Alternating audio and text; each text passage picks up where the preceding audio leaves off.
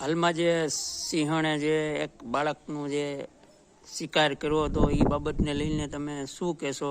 હવે એ લાશ સંભાળવામાં આવી હતી કે શું, કઈ રીતે આગળની કાર્યવાહી શું કરવામાં આવી હતી એ બાબતે તમે જે મુલાકાત લીધી ને જિલ્લા પંચાયતના સદસ્ય તરીકે તમારું શું કહેવાનું છે?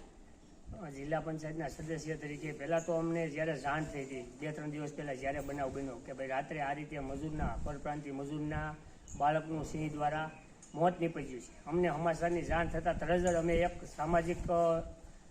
સામાજિક ગણો અથવા તો એક અંદરની જે વેદના હોય કે કોઈ પણ જીવ માત્ર જીવ હોય છે, તો ત્યારે જાણ થતાં તરત અમે ઘટના સ્થળે પૂગી ગયા હતા અને ત્યાં અમે લોકોને મળ્યા અને જે કાંઈ અમારાથી થાય એટલી અમે આગળ વન વિભાગમાં જાણ કરી. તેમજ ખેડૂતની વાડીએ ઘણા બધા ગામના આગેવાનો લોકો ખૂબ મોટી સંખ્યામાં ઉપસ્થિત હતા અને ત્યારે અમે બધાને રૂબરૂ મળી અને મુલાકાત કરી. ત્યારે જાણવા મળ્યું કે આ પહેલો બનાવ નહોતો. મારા ખ્યાલ પ્રમાણે અંદાજિત 2019થી લઈ અત્યાર સુધીમાં 19 થી 20 કિસ્સા આવા બની ગયા છે.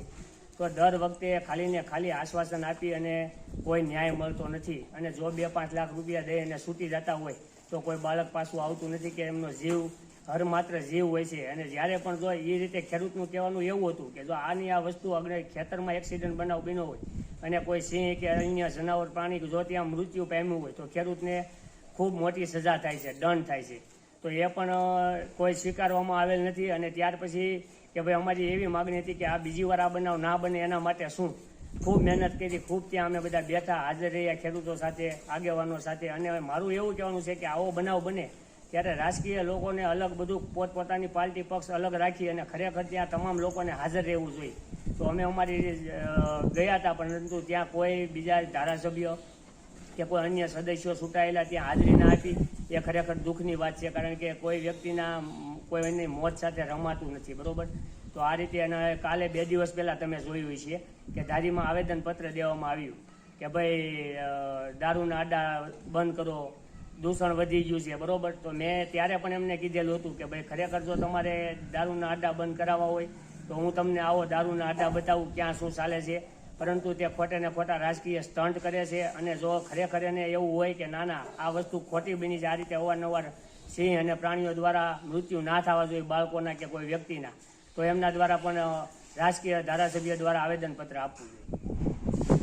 હાલમાં જ 2 દિવસ પહેલા કંઈક ધારાસભ્યએ કંઈક દારૂ વિશે આવેદન આપ્યું, ટૂંકમાં નિવેદન આપ્યું હતું મીડિયામાં, એ બાબતને લઈને એનો કોઈ પ્રભાવ પડે ખરો?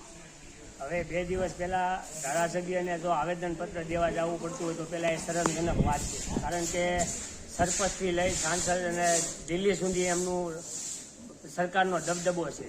તો પહેલાં તો ધારાસભ્યને તો ઓર્ડર કરવાનો હોય છે કે ભાઈ આ વસ્તુ અહીંયા કઈ કારણોસરથી બને છે, બધાને બધો ખ્યાલ હોય જ છે.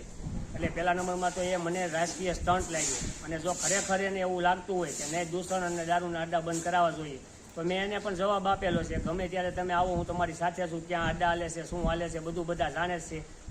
એટલે એક જોતા લોકોને ગુમરાહ કરતા હોય એવું મને લાગી રહ્યું છે.